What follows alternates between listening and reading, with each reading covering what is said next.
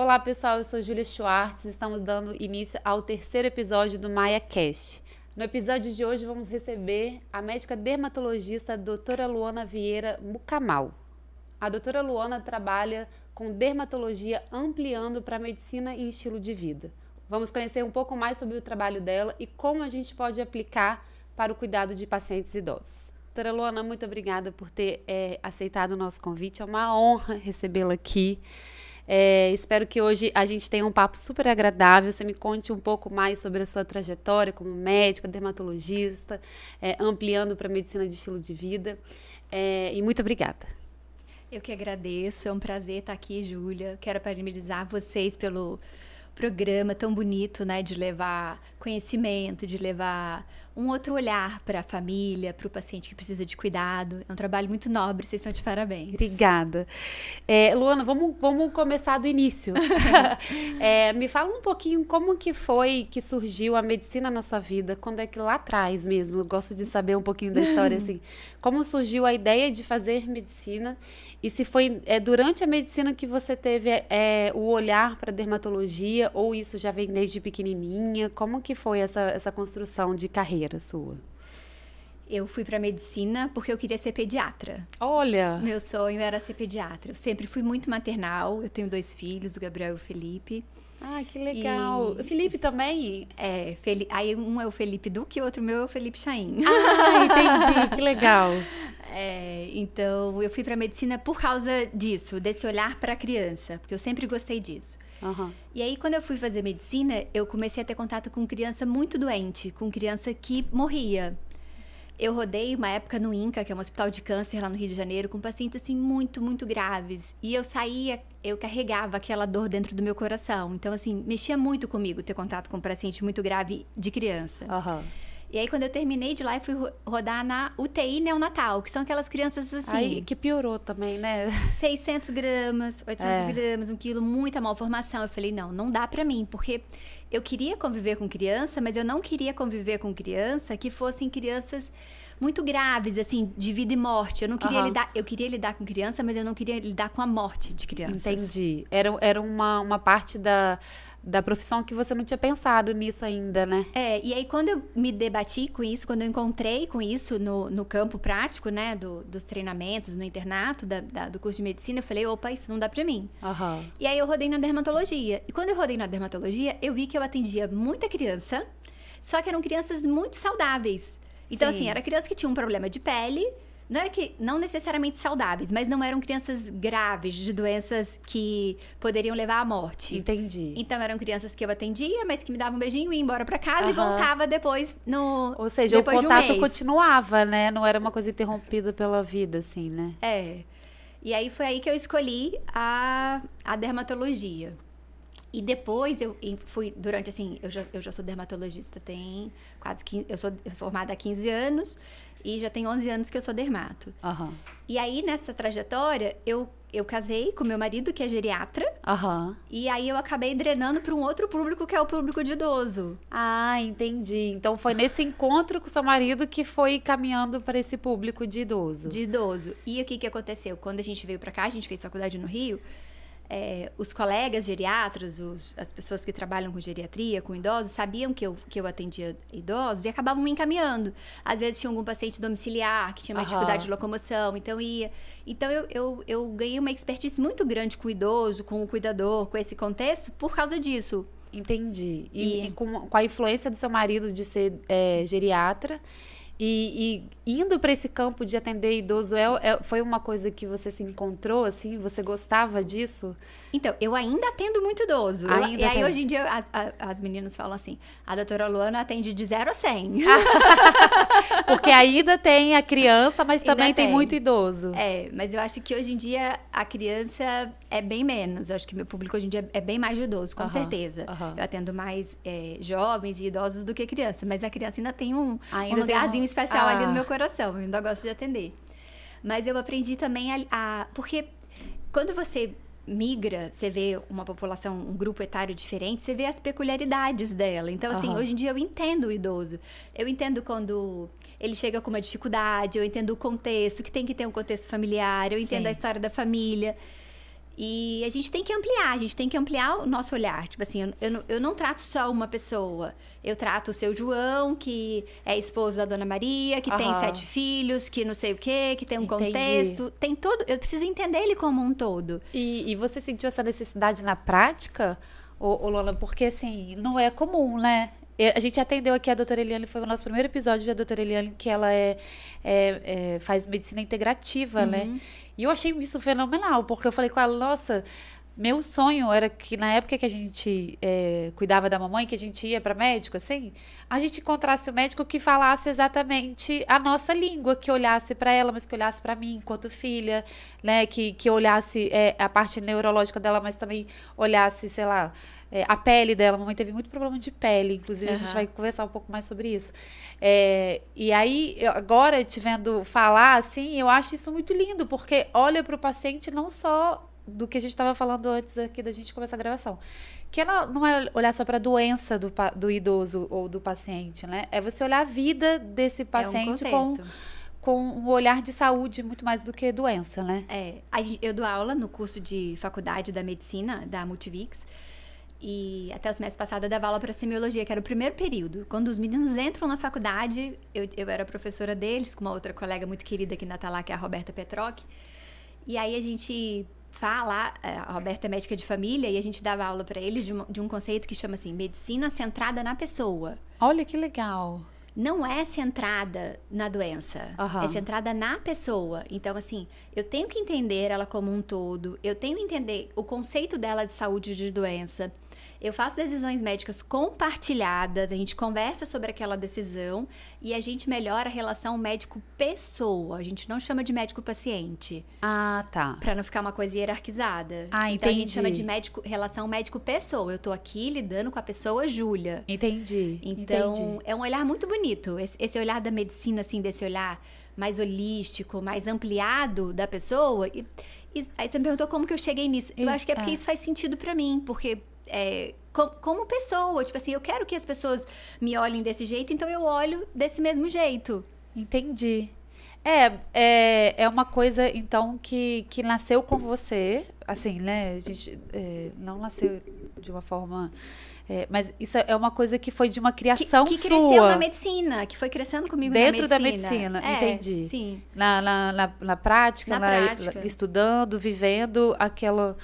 E como que se ampliou da dermatologia para a medicina de estilo de vida?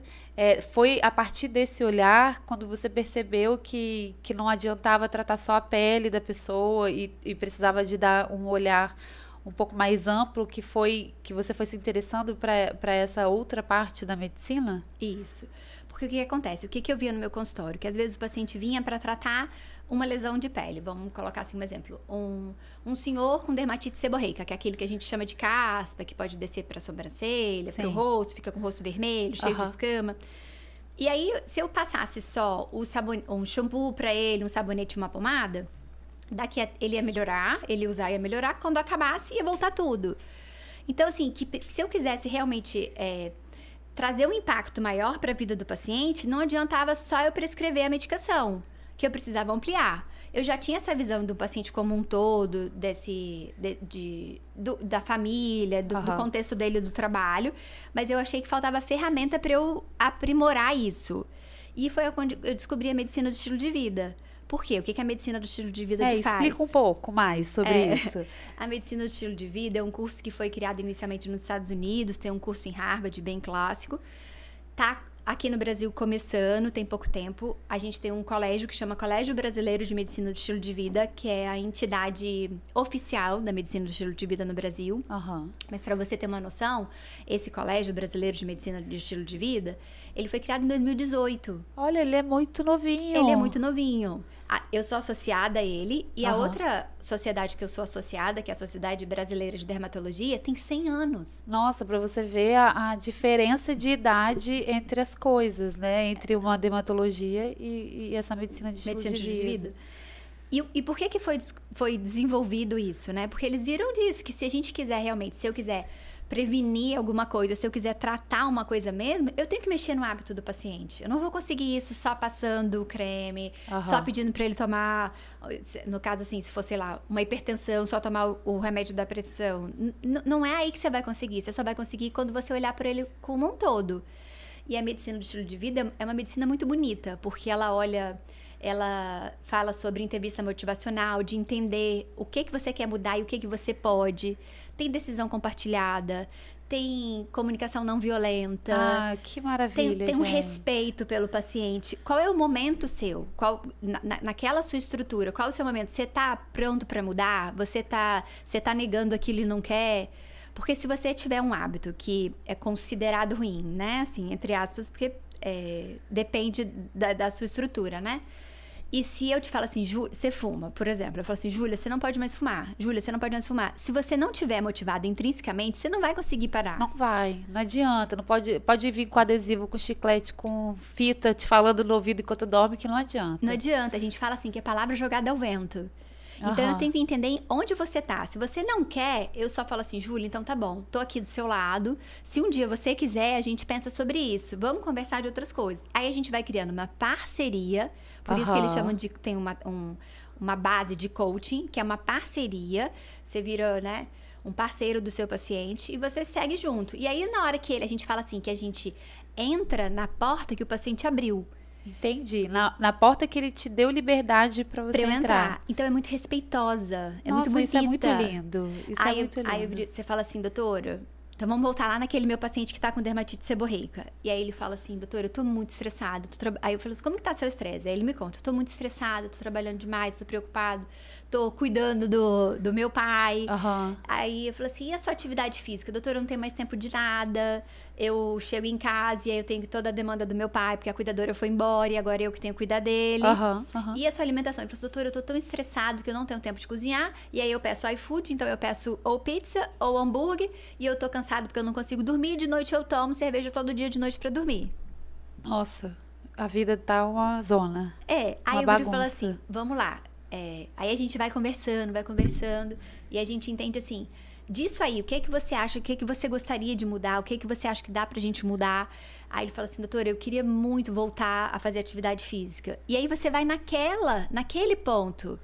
Porque é algo que ele tem motivação, que ele quer fazer. Que ele tem uma motivação. De tudo que tá complicado na vida dele, o que ele falar que ele gostaria de mudar é aonde você entra pra tentar ajudar. Isso. Aí eu falo assim, então vamos lá, o que o senhor gosta? Ele falou assim, olha, quando eu era mais novo, eu gostava muito de jogar futebol. Aí eu falei assim, então, quem que você acha da gente tentar de novo futebol, não sei o quê? Eu chego tarde, então tá. E se você acordasse um pouquinho mais cedo e conseguisse o futebol antes de fazer suas atividades? Então, a gente vai colocando metas pro paciente, metas é uma palavra, né? Mas que sejam assim, que ele consiga ser uma meta específica, que ele consiga mensurar, que ele consiga realizar e que tenha um tempo. Porque senão você se perde. Né? Se não tiver um objetivo claro de início e fim, aí acaba fazendo uma semana, 2 e acaba. E não faz nunca mais. E aí volta pro ciclo vicioso. Isso. E aí, quando ele volta, às vezes ele entra com uma outra coisa, que é o sentimento de frustração. Poxa, eu não dei certo de novo. E aí fica desmotivado, inclusive para começar qualquer outra coisa, ou retornar o que ele quis fazer anteriormente. Isso. Por isso que é muito parceria. Você tem que entender onde é que ele tá. Aí você fala pra ele, assim, olha, tudo bem, deu errado essa semana, mas e semana que vem, vamos tentar de novo. Onde que você acha que foi o erro? Ai, tava cedo demais pra eu acordar. Então tá bom, se você se colocasse meia hora, um pouquinho a mais, que não fosse tão cedo, será que aí você conseguiria e daria pra você ir? E a gente vai ajustando. Então é muito bonito. Porque eu acho, pelo que eu percebo, assim, conversando com as pessoas, hoje mesmo a gente recebeu uma cliente lá no escritório, e ela falando sobre isso, que ela não tem tempo de nada, que ela estava contratando a gente para cobrir o tempo de ir pro escritório, que hoje ela tem uma cuidadora lá, que cobre meia hora antes dela sair de casa para ir pro trabalho e meia hora até ela sair do trabalho e chegar em casa. Ou seja, cobre exatamente o horário que ela tá na rua trabalhando. Quando chega em casa, ela já entra na demanda de cuidar da mãe. E aí eu falei, mas... Ana, como que a construção da sua vida fora sua mãe vai ser? Assim, qual vai ser o olhar para você?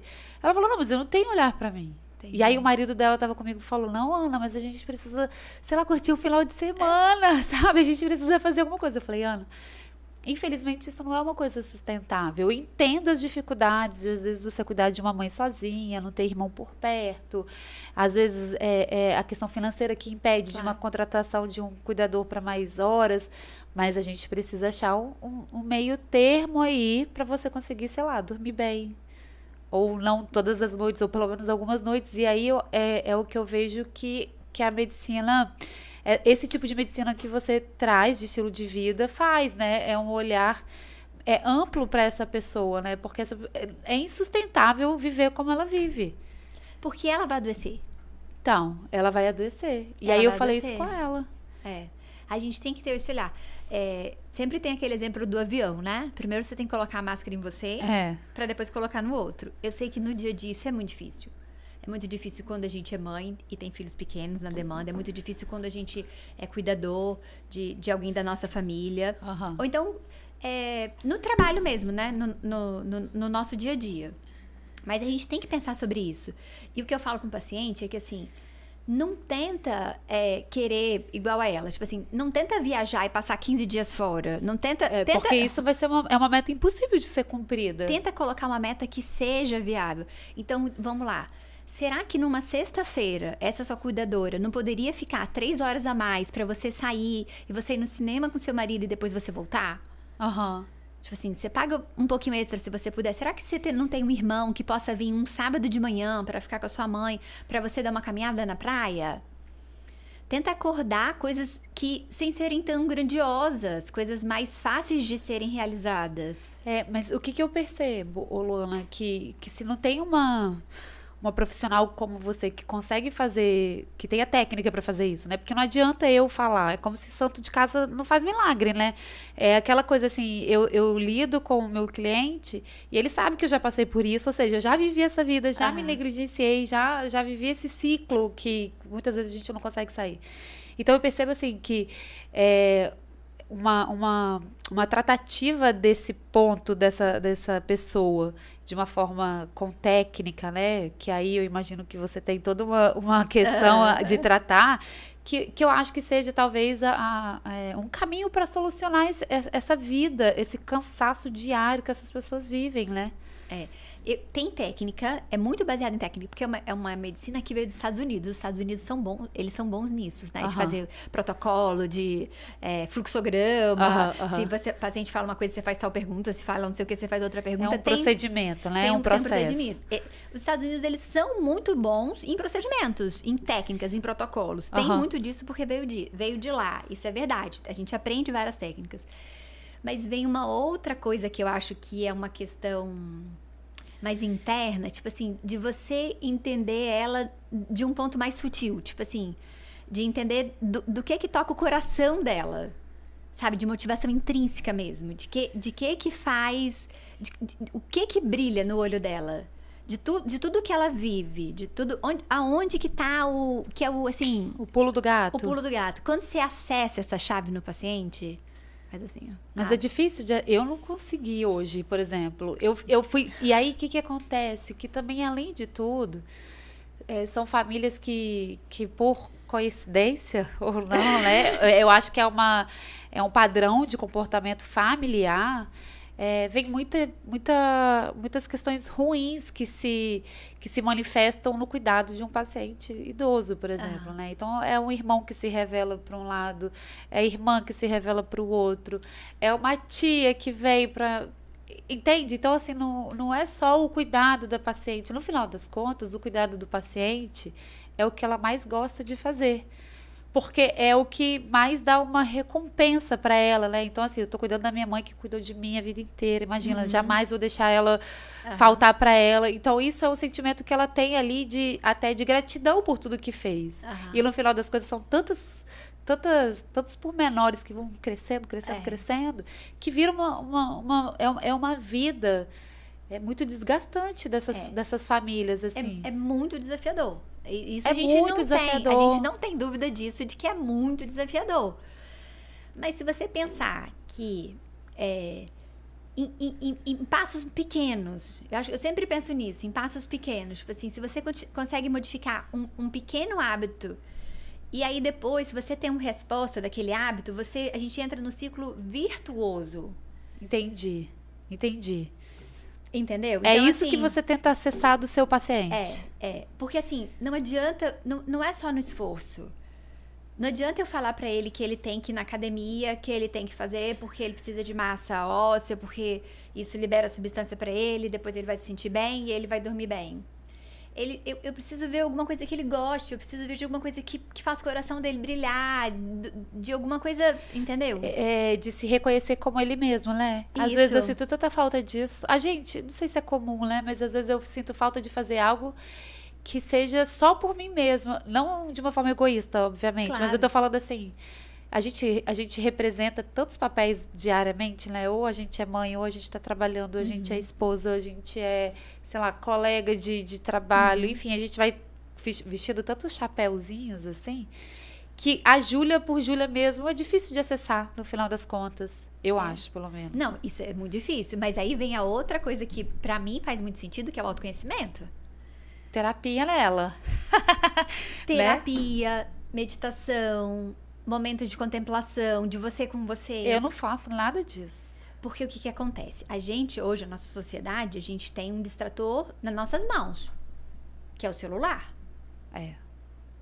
É muito ruim, Quando você para num sinal, você... pega o celular. Você pega o celular. Você não pega, Luana? Eu tento não pegar. Ai, olha só, que maravilhosa. Medicina de estilo de vida não é feita sobre pessoas perfeitas. Perfeição não é desse mundo. Não acredito nisso. A gente não alcança isso. Não alcança. Né? Perfeição não é desse mundo. Pra mim, se você me perguntar pra quem que é medicina do estilo de vida, é pra uma pessoa que quer melhorar. Então, é um esforço contínuo. Então, assim, eu, por exemplo, né? Agora que eu percebi que eu não tenho nada disso, eu não faço meditação, não tenho momento de contemplação. Eu sempre que eu quero esvaziar minha cabeça, eu tô ou assistindo uma coisa que eu gosto e que eu já vi milhões de vezes, por exemplo.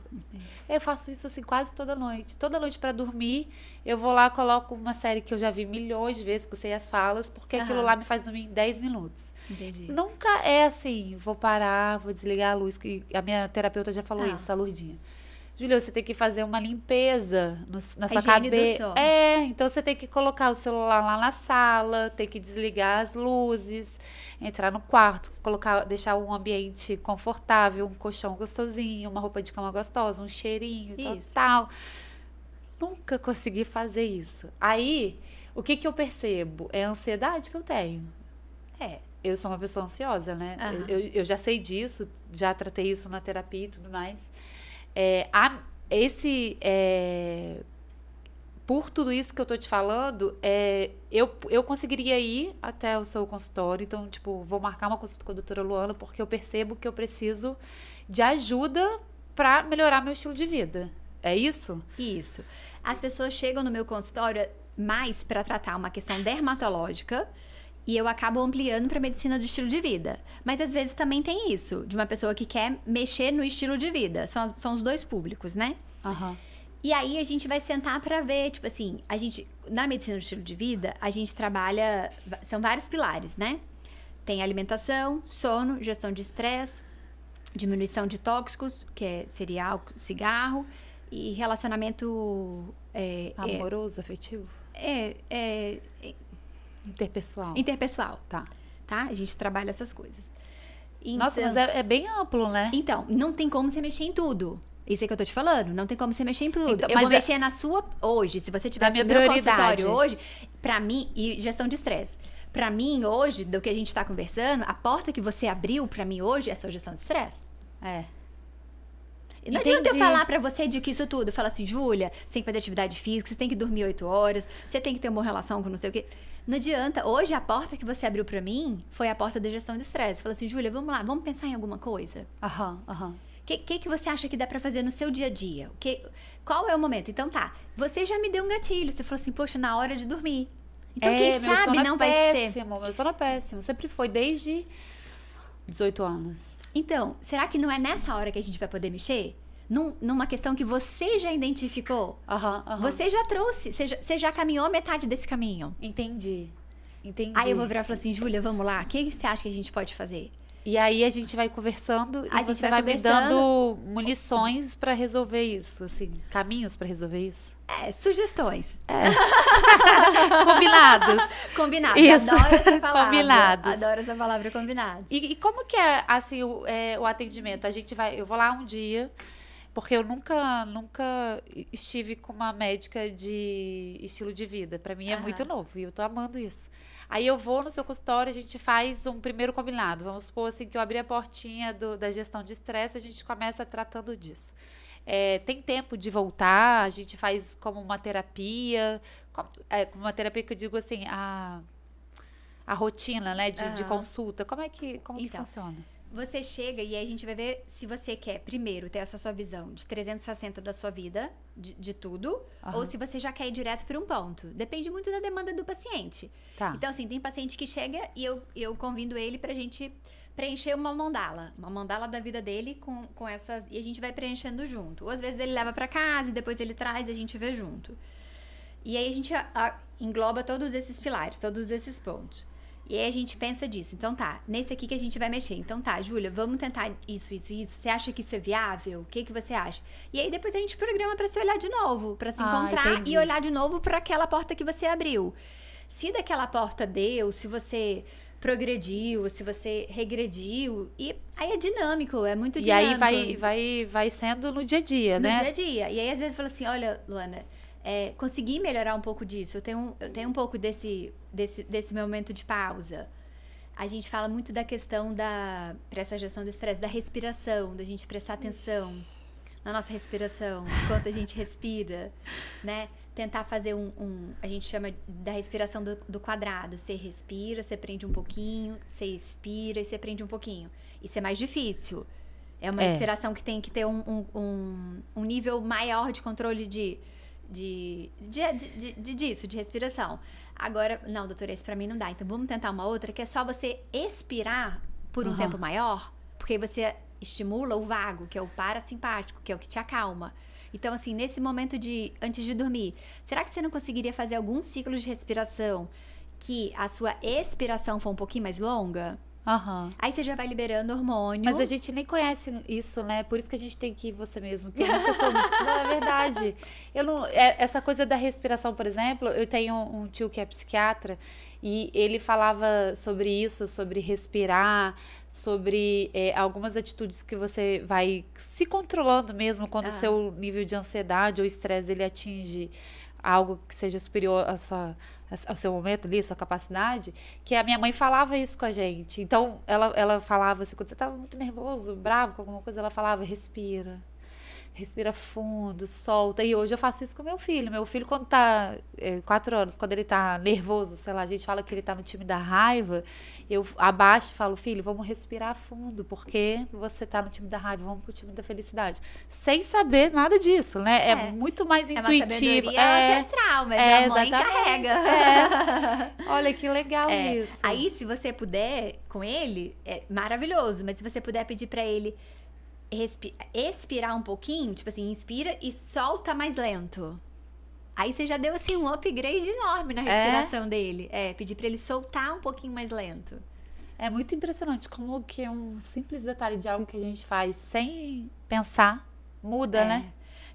Eu gosto muito dessa questão de yoga, de autoconhecimento, de meditação. Isso tem muito a ver comigo, isso faz muito sentido pra mim.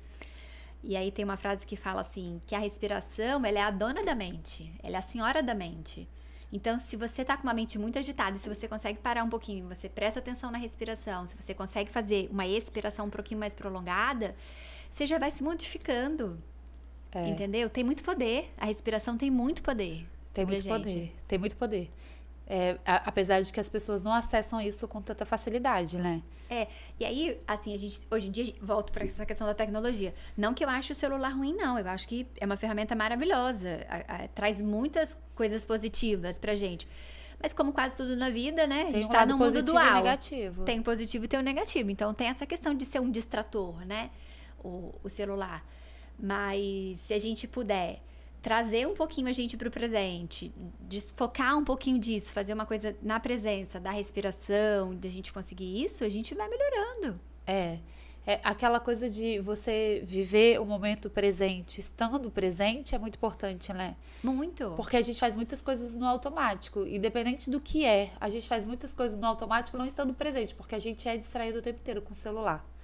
Então, às vezes eu percebo assim, eu tô cuidando da minha mãe, tô ali fazendo alguma coisa, de repente meu telefone toca, eu paro aquilo ali pra atender algo que não é tão superficial, não tem nenhuma importância, mas distrai a gente, tira a gente do momento presente.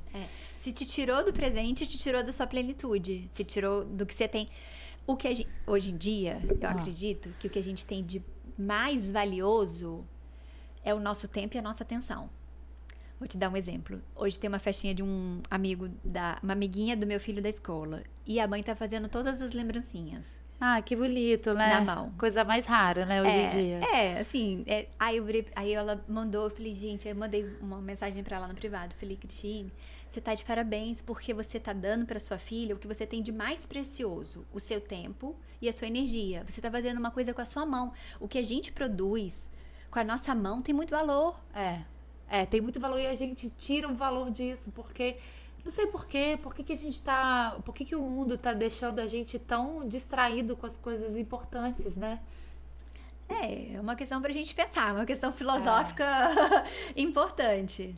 Não, mas eu penso nisso de verdade, assim, porque a gente distrai, é um momento de distração. Quando a gente distrai, a gente negligencia o nosso autocuidado, a gente negligencia o cuidado com os nossos filhos, com as pessoas que estão à nossa volta, por distração. Distração que vem de interferência do mundo à nossa volta, né?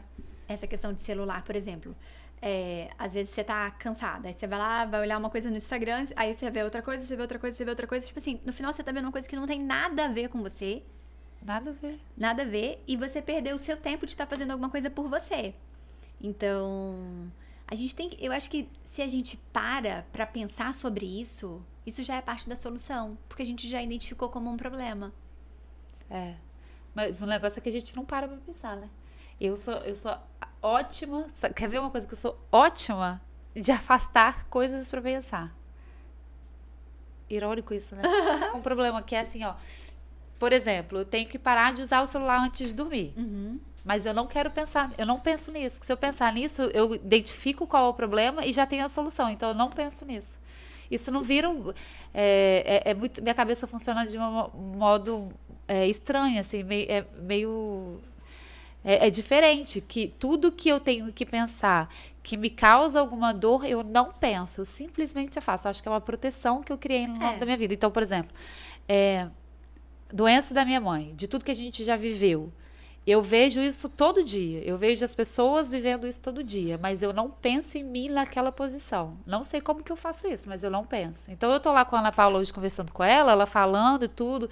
E eu sabendo que igual a Ana Paula tem a Júlia, tem a Maria, tem a Luana. Um monte de gente que vive isso no meu dia a dia, que eu atendo todo dia. Mas eu não penso na Júlia vivendo aquilo. Talvez seja um mecanismo mesmo de proteção. Pra você se blindar, pra dar conta de tudo que você tem, porque dá conta. Eu acho. Aí eu queria te fazer uma pergunta, não sei nem se tem se essa confusão faz sentido, né? Mas a medicina em estilo de vida, ligada a tudo isso que a gente tem conversado e tal, ela se confunde com a terapia ou tem uma diferença aí? Não, porque assim, me explica assim, qual é a diferença? Porque a medicina do estilo de vida, a gente vai tratar mais questões de hábitos, de coisas menos internas. Essas coisas mais internas, é claro que quando você consegue acessar o interno, você acessa o paciente de um nível muito mais profundo. Só que não é toda consulta que você consegue. Entendi. E tem coisa, tipo assim, que vai ser coisa tão profunda que a medicina de estilo de vida é multidisciplinar. Não é só médico. Tem o educador físico, tem o psicólogo, é um conjunto, é multidisciplinar. Você não faz medicina do estilo de vida sozinho.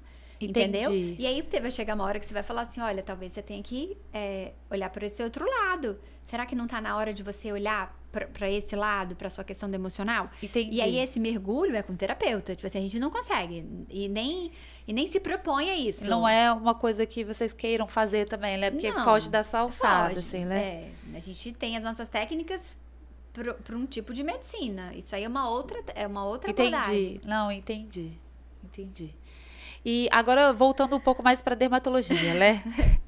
Porque a gente tem essa parte de dermatologia, então o que eu percebo é que você tem um olhar para dermatologia amplo também, isso. Certo? Não é uma dermatologia para questões estéticas, você também faz um olhar para as questões que vêm de doença mesmo, certo? Isso.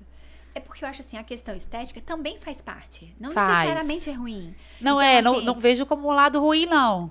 Eu também vejo assim, acho assim, olha, tudo é importante. Então, assim, se um paciente vem, tipo assim, tá com uma mancha, quer tratar daquela mancha, quer melhorar daquilo, se vai melhorar a autoestima dele, ele vai se sentir melhor.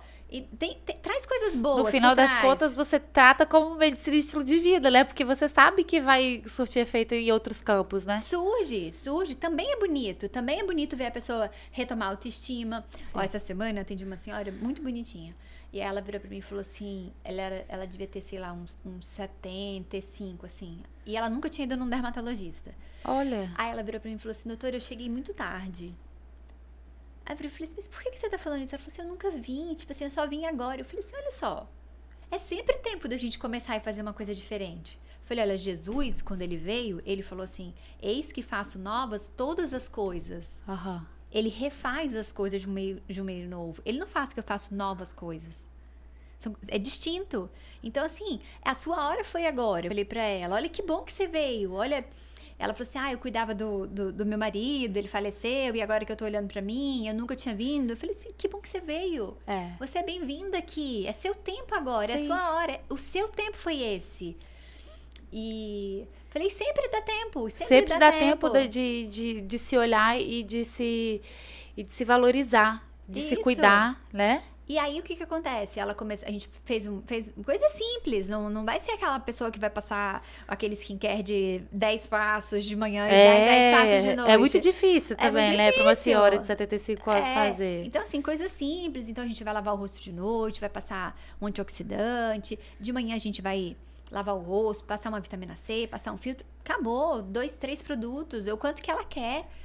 É o quanto que ela pode. O quanto que ela tem de tempo, de disponibilidade financeira. A gente tem que olhar isso tudo como um todo. E eu acho incrível isso, porque a dermatologia, ela fica tão inacessível para as pessoas quando elas olham assim, nossa, se eu for na dermatologia, na dermatologista, eu vou ter que comprar 1 milhão de cremes. Os cremes são os mais caros possíveis, né? Porque, enfim, eu acho muito bacana quando você vai e quer se cuidar, porque o negócio assim, a gente não pode se impedir de ir por um preconceito que a gente cria na nossa cabeça, né? Foi o que aconteceu com ela. Se ela não tivesse ido, ela teria tirado a chance dela de se cuidar. Dentro da possibilidade dela, né? Dentro da possibilidade dela. Por isso que é bonito. Porque a gente tem que olhar a pessoa, é ela. Nós somos 7 bilhões de pessoas nessa Terra. Então, nossa, é muita gente. E cada um é especial, cada um tem o seu jeitinho. Então, a gente tem que olhar pra você, eu tenho que olhar pra ela. O que ela precisa, o que ela pode, o que ela quer. Entendeu? Porque também vai nisso, né, Luana, que eu acho também incrível isso que você faz. Que é, independente da área que você tá tratando, né, você sempre vai combinando de acordo com, de acordo com o que a pessoa quer, não a sua vontade, né? Porque a gente vê muito médico olhando o paciente como algo que ele tá detectando, assim, né? Que é a visão dele, profissional, obviamente, técnica, mas desassociada à pessoa que tá ali. Isso é um tipo de medicina que algumas pessoas exercem. Pra mim não faz sentido. Então, assim, pra mim não é assim que eu lido, porque eu acho que não tem como. A medicina é tão bonito, né? Tipo assim, a pessoa chega lá pra te contar de uma coisa íntima dela. Às vezes em uma consulta, aí ela te conta de tudo que ela tá passando, da história da família dela. Tipo assim, é tão especial, né? É muito profundo, né? É muito profundo. Então, assim, você desperdiçar essa chance de ter um contato com o paciente, de aprender com o paciente, porque a gente aprende. A gente aprende. É uma história de vida que eu levo pra mim, que eu falo, poxa vida, né? A gente vai aprendendo com a sabedoria do outro, com o erro do outro, né? Isso. E aí, se você desperdiça isso, se você fala assim, eu sou o senhor dos senhores, eu vou ditar a regra, foi você que saiu perdendo. Entendeu? Você que deixou de aproveitar aquela oportunidade no final das contas, né? Mas a medicina, dessa forma de você olhar às vezes mais para a doença do que para o paciente, é algo mais comum do que a gente imagina, né? Mas é muito comum a gente ver o médico falando sobre a doença. Então, de repente, você chega lá, eu chego lá no seu consultório, às vezes, com uma mancha ou com um problema, né, igual desse paciente que coça a cabeça e tudo mais. E a gente vai olhando só a queixa do paciente sem levar em consideração todo o resto, né? Isso é muito comum. Eu vejo muito isso acontecer. E foi por isso que eu fui fazer medicina no estilo de vida. Pra eu conseguir ter ferramenta. Porque isso já era uma coisa minha. Eu já olhava assim. Eu já olhava o paciente como um todo. Só que eu precisava me ferramentar em relação a isso. E por isso que eu fui fazer. E a medicina de estilo de vida, ela pode ser uma especialização para qualquer área da medicina. Então, ele pode ser cardiologista e fazer essa especialização? Pode. Qualquer médico pode fazer. Outros profissionais de saúde também. Ah, tá. E é muito bonito. É muito bonito porque é um olhar mais humanizado. Eu acho que vai chegar uma hora que não vai ter jeito, que vai ter que ser assim. Eu dou aula para as alunas, né? Ontem a gente estava no ambulatório. E aí eu estava falando com ela sobre isso. Eu falei assim, olha, eu tenho um aparelho que chama dermatoscópio, que eu olho pinta por pinta sua com o meu olho e meu aparelho. Só que a gente tem um outro aparelho que é um dermatoscópio digital, que tira uma foto de todas as suas pintas, que compara uma pinta com a outra. Ele tem mais acurácia do que o meu olho. Porque fica guardado, é um arquivo digital, eu não consigo fazer isso só com o meu olhar. Sim. Eu falei assim, é um exame melhor do que o meu exame do olho. Então, assim, cada vez mais na medicina a gente vai ter coisas mais tecnológicas. Sim. Só que o cuidado, o olhar, a empatia, nenhuma máquina vai conseguir ter. Não consegue. Não consegue. E aí que você ganha um paciente. Então, assim, você nunca vai perder um paciente, você nunca vai perder o seu espaço de atuação na medicina. Seja na medicina, a gente fala medicina, mas não necessariamente medicina. No cuidado de saúde. Né? Num cuidado de saúde, especificamente, que a gente lida com outro ser humano, né? Lida com a dor do outro ser humano. Então, se você tiver esse olhar, se você olhar ele no olho, se você conseguir ter empatia, se você entender da dor dele, se você der a mão pra ele... Não consegue. A tecnologia não consegue substituir isso. No final das contas, eu acho que a tecnologia, ela se torna um aliado seu, né? Ela é um Porque aliado. você usa a tecnologia para algo que você não consegue fazer com tanta eficiência que ele. Te livra um tempo, né? Que você estaria perdendo ali, se esforçando para aquele exame ali. E a tecnologia faz isso muito bem. Você aproveita espaço, oportunidade, tempo para outro olhar, né? Isso é lindo. Isso é lindo. Porque a máquina vai fazer o que pode ser feito pela máquina. E aí vai sobrar o ser humano para fazer aquilo que ele é feito para fazer. Só o ser humano pode fazer. Que só ele pode fazer. Que é isso mais sutil. Que é essas habilidades mais sutis, que a gente chama de soft skills. Essas habilidades que são as habilidades do futuro. Exatamente. São as habilidades do futuro. É aí que a gente tem que parar para pensar. Falar assim, poxa, onde que eu quero me aprimorar? Eu quero desenvolver uma tecnologia muito boa para dar conta do que a tecnologia pode dar conta. E eu quero me melhorar como ser humano. Porque quando eu me melhoro como ser humano, eu melhoro na minha relação com você. Por isso que pra mim essa questão do autoconhecimento, do autocuidado, dessas coisas fazem tanta diferença. Porque quando eu melhoro como eu, Luana, melhoro pra mim, eu melhoro pra você. Porque eu te transporto o que tem dentro de mim. Se eu tô amargurada... Exatamente. Se eu tô num dia... E todo mundo tem dia que vai estar amargurada. É do ser humano. A gente não se livra disso, infelizmente, né? Quem dera. Mas se eu chego pra você numa consulta e se eu tô tranquila, se eu conseguir acordar de manhã e meditei, se eu fiz uma atividade física, eu chego numa consulta com você de um outro lugar. Sim. De uma outra energia, né? Uma outra... É disso, é física quântica pra mim. Isso pra mim é muito óbvio. E aí, por isso que eu também fui pra medicina do estilo de vida. Por causa dessa questão, assim, da energia, da física quântica. Do que a gente foca? Essa questão, de novo, onde a gente põe a nossa atenção, onde eu coloco a minha energia. Se eu coloco a minha energia na minha lesão, que tá doendo, que tá coçando, quanto mais eu penso que ela tá coçando, provavelmente mais ela vai coçar. Mais vai coçar. E se eu fico, tá coçando muito, tá muito ruim, tá coçando muito, eu vou coçar. Não, tá coçando, tá bom, eu aceitei, não tô falando pra negar. A gente tem que aceitar as coisas, então você aceitou, então tá bom. Mas então o que eu posso fazer? Não, poxa, será que se eu tenho uma questão de coceira que tá ligado a uma questão assim, emocional? Vamos dar um exemplo disso.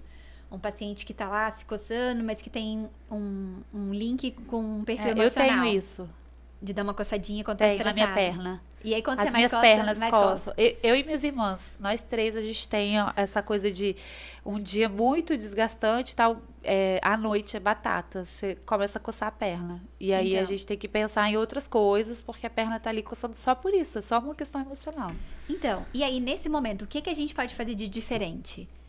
Será que se você não conseguisse fazer um movimento respiratório, a gente volta para a mesma coisa, entendeu? Para uma meditação. Para uma meditação. Aí, essa questão de aplicativo, né? Tem aplicativos hoje em dia de meditação que são assim, você meditar sozinho é mais difícil, requer um esforço maior. É a meditação guiada meditação que chama? guiada. Meditação guiada é uma coisa bem legal, porque consegue te centrar. E muito dessa meditação, eu acho que para quem tá começando, assim, fazer esse link com a respiração. Então, assim, se a gente chama de a respiração, ela é uma micromeditação, porque ela te traz pro presente. Aham. Na hora que você prestar atenção nela, né? Se você chega pro seu filho e fala assim, filho, vamos lá, vamos respirar. Naquele momento, ele só respirou. Sim. Naquele momento, ele estava pleno no presente dele. É uma micro-unidade meditadora. E isso vem dos nossos ancestrais. A sua mãe falava isso pra você. Falava assim, Júlia, quando você tá estressada, respira. Respira. É muito bonito. É muito bonito isso. É muito bonito. Então, assim, pra quem tem essa dificuldade da meditação, porque a gente tem um erro muito grande de meditação, de achar que meditação é não pensar. Isso não existe. A gente não vai conseguir deixar de pensar porque a gente tá meditando. A gente vai conseguir observar os nossos pensamentos. São coisas distintas. Porque quando a gente falava em meditação antigamente, era você fechar o olho e tentar não pensar em nada. Isso não consegue, porque vai contra a natureza da nossa mente. A nossa mente não consegue. Agora, se eu consigo prestar atenção na minha respiração e ser um observador do meu pensamento no momento que eu tô meditando, eu tô meditando. Entendi. E eu tô em presença. E aí, essas coisas que a gente tava falando sobre coisas contemplativas, sobre momentos de pausa, a gente fala muito de meditação, mas também tem outras coisas que a gente pode desenvolver. Sei lá, tem uma coisa que chama Cabala, que é uma coisa que vem do judaísmo, que é uma sabedoria ancestral, assim, que tem a ver com o judaísmo. Eles falam assim, que quando você faz uma coisa, você tá pleno na vida, quando você faz uma coisa com presença. E quando você consegue colocar pro outro aquilo que você sente. Então, quando você escuta uma música e fala assim, tan tan tan tan, tan tan tan tan, o autor conseguiu passar pra você a angústia que ele estava sentindo. Então, ele foi pleno na atitude dele. Entendi. Então, se você tiver um dia fazendo uma sopa pro seu filho, com muita atenção, com muita energia, fazendo o seu melhor naquela sopa, você tá vivendo uma vida plena. Porque você tá fazendo aquilo o melhor que você tem, com a sua atenção, com a sua energia. Então, assim, não é só sobre coisas grandes, são coisas pequenas. O ideal é sempre a gente começar com objetivos e metas pequenininhas, né? Isso. Porque você não entra no ciclo da frustração. Porque não tem coisa pior para a pessoa que tá numa vida não plena, certo? Que começa a se perceber nessa angústia toda, nesse ciclo vicioso, você não conseguir dar um micro passo ou um passinho um pouco maior. É muito frustrante. Porque aí você vai para trás, né?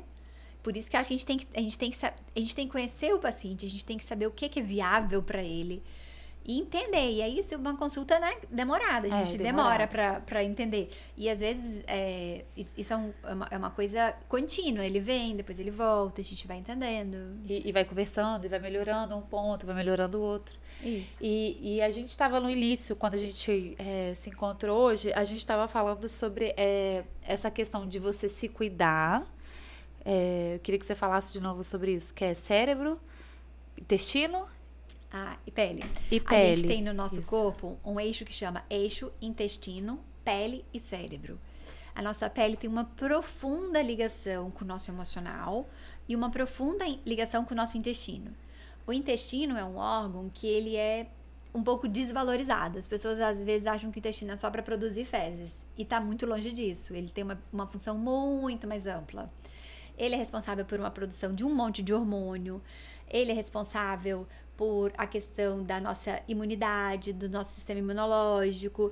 Ele tem muitas funções. Uhum. E aí a gente tem no nosso intestino uma coisa que são as bactérias, que estão lá, que fazem parte dele. Quando a gente tem essas bactérias e essas bactérias diminuem, essas bactérias do bem que estão lá, a gente tem o que a gente chama de disbiose. Isso pode causar inflamação no nosso corpo. Não inflamação assim de furúnculo, mas essa meta-inflamação, que é uma inflamação silenciosa, que vai levando outras coisas no nosso corpo. Uhum. Então, quando a gente tem uma pessoa que tá, sei lá, uma pessoa que tá com acne, com uma dermatite, com alguma coisa, e que ela só come hambúrguer, pizza, que não tem nada de fibra, que não tem vitamina, você vai prejudicando sua função intestinal, e aí você vai, e isso depois implica lá na sua pele. E vai refletindo na sua pele. Vai refletindo na sua pele. Então, assim, o intestino é muito importante. A gente tem que avaliar essa questão da constipação, da quantidade das fezes, de como é as nossas fezes, do formato das nossas fezes. Às vezes a gente nem quer olhar, mas assim, é importante a gente ter noção de como é que é. Tem toda uma escala, uma classificação pra gente ver como é que é, pra gente avaliar se a gente precisa de mais fibra, de mais água, de que o nosso intestino tá precisando. E essa questão do emocional, assim, o emocional tá... Quando a gente é um feto na barriga da nossa mãe, do mesmo lugar que sai a pele, do mesmo panfleto embriológico que sai a pele, sai o sistema nervoso. Desde a época que a gente é uma amora. Uhum. Então, assim, a pele tá assim, de mão dada com o sistema nervoso. Se você tem um paciente estressado e ele tem uma lesão de pele, provavelmente aquela lesão de pele dele vai ser mais intensa do que um paciente que não tá. Aham, entendi. Então, a gente volta naquela história de olhar o paciente como um todo. A gente sempre volta pra esse ponto. Essa coisa tem dois casos, assim, muito curiosos. A questão do intestino, que a gente negligencia, que a gente não olha e que a gente não é ensinado também, eu acho, né? A gente não tem conhecimento pra isso. Eu acho muito curioso que a minha mãe sempre teve prisão de ventre. A vida inteira eu ouço minha mãe com problema de prisão de ventre. E a gente nunca imagina, né? É só uma prisão de ventre que todo mundo tem, muita mulher passa por isso. Eu nunca passei, graças a Deus, mas ela teve a vida inteira. Até que ela mudou o estilo de vida, porque minha mãe quando mais nova, assim, lá pros 40 e poucos anos, a minha mãe teve um sobrepeso muito grande. Então, ela viveu muito tempo obesa, né? Acima do peso. E aí, tinha esse problema intenso de intestino preso. Quando a mamãe começou a se cuidar, que ela começou a beber mais água, começou a emagrecer e tal, aí ela tinha um intestino que funcionava perfeitamente.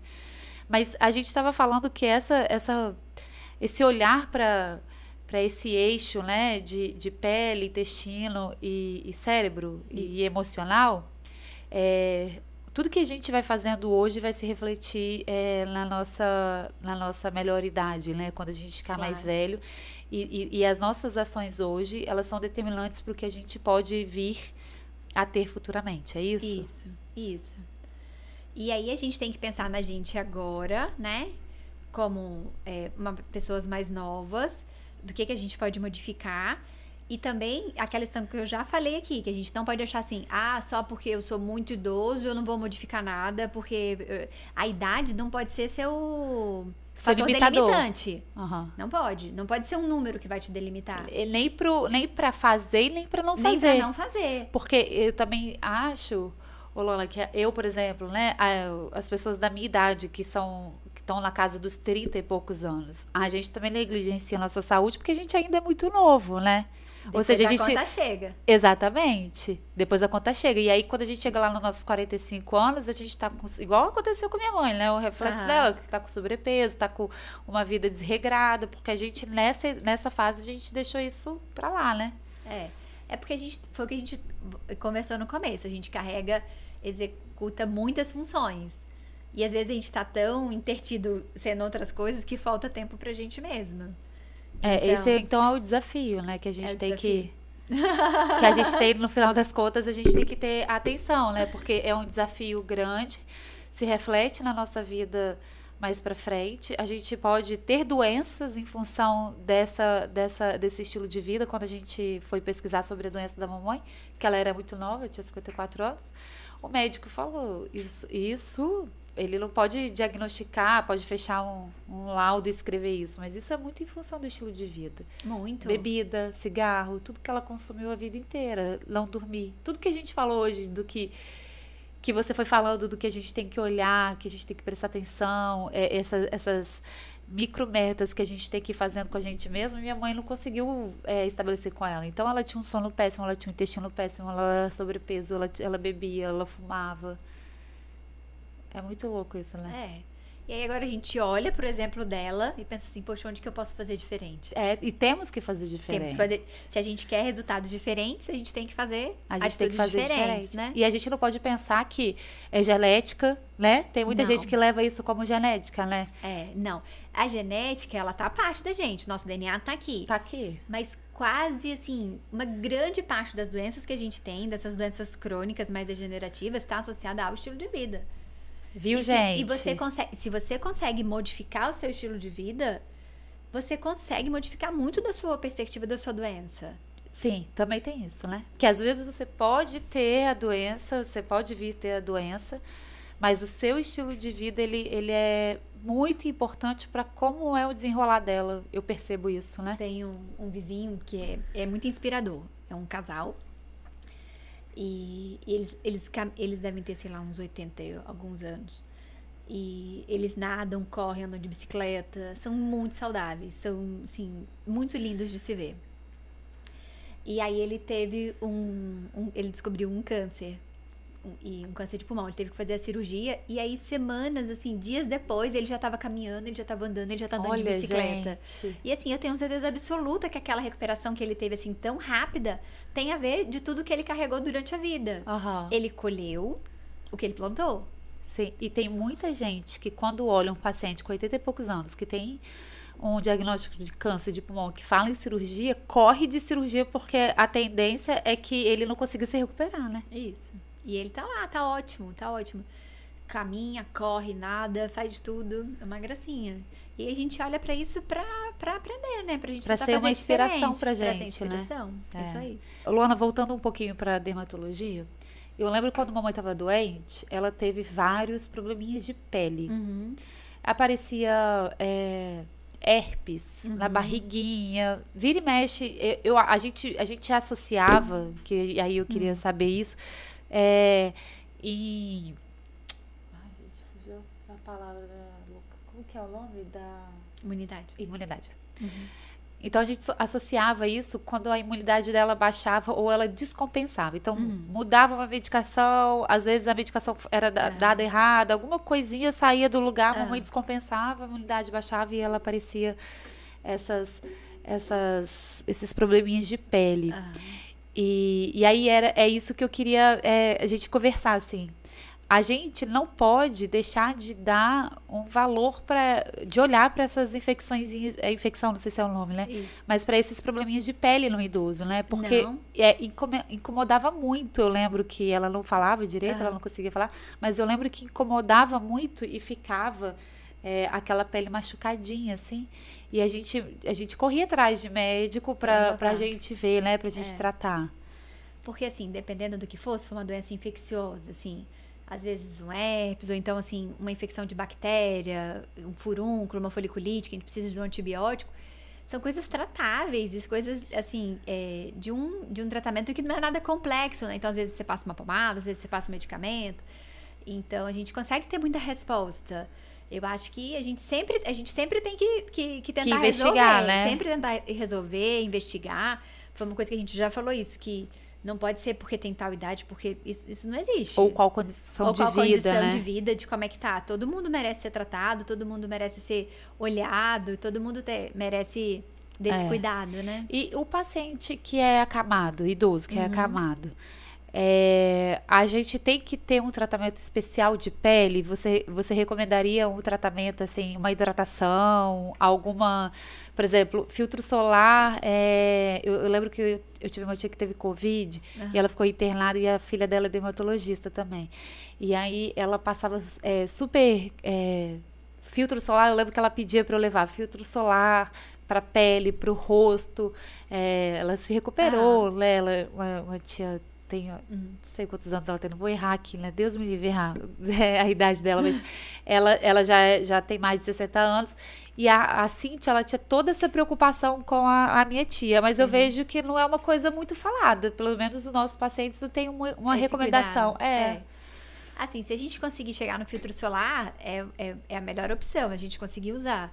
Mas às vezes eles não conseguem nenhum cuidado mais básico, né? De passar um hidratante, depois que toma banho, passar um hidratante, passar uma loção pra pele recuperar. Porque o que acontece?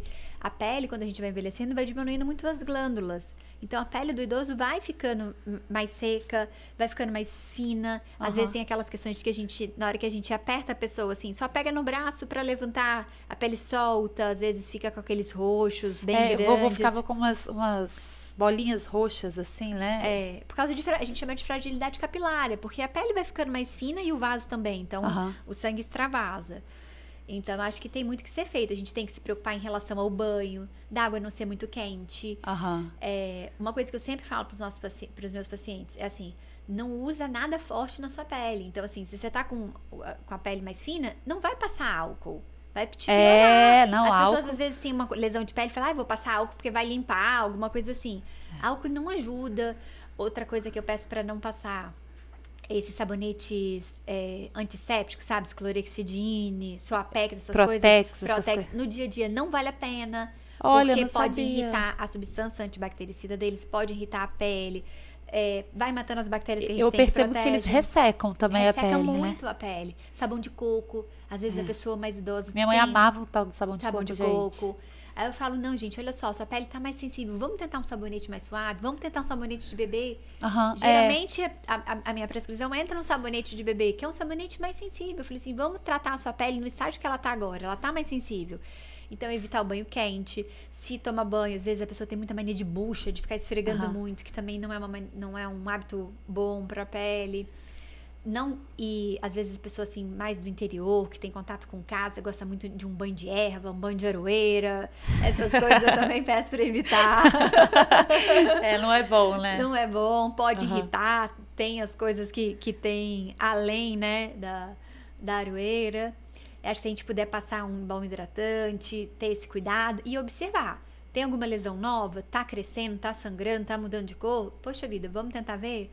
Vamos ver com o médico assistente, se ele consegue ver. Vamos ver com a equipe multi que ela tem. Se não, vamos chamar um dermatologista. Se não, chama um especialista mesmo pra ver, né? O que não pode é deixar lá e achando que vai curar sozinho, né? Não pode. Tem que ser... Porque uma lesãozinha dessa pode piorar, inclusive, o quadro clínico dela, né? Pode.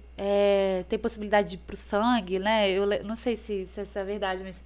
Eu lembro que o médico falava que não pode deixar aberto, porque isso pode piorar e entrar no sangue. Não sei se isso é verdade. Às vezes, se você tem uma infecção de pele que é uma bactéria, pode, né, progredir, virar uma coisa com repercussão sistêmica, que a gente chama, né, de febre, de calafrio.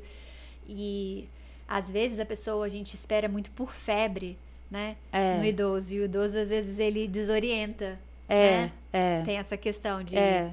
Eu lembro que eu via isso muito, mamãe. Ou ela tava, quando ela demonstrava que ela não estava bem, ou ela desorientava, ficava num quadro de desorientação mesmo, ou febre. Ou então sonolenta, né? Mas a minha mãe vivia sonolenta. Tadinha. Pra isso por causa não era muito parâmetro não era muito parâmetro, porque ela... É pessoal, né?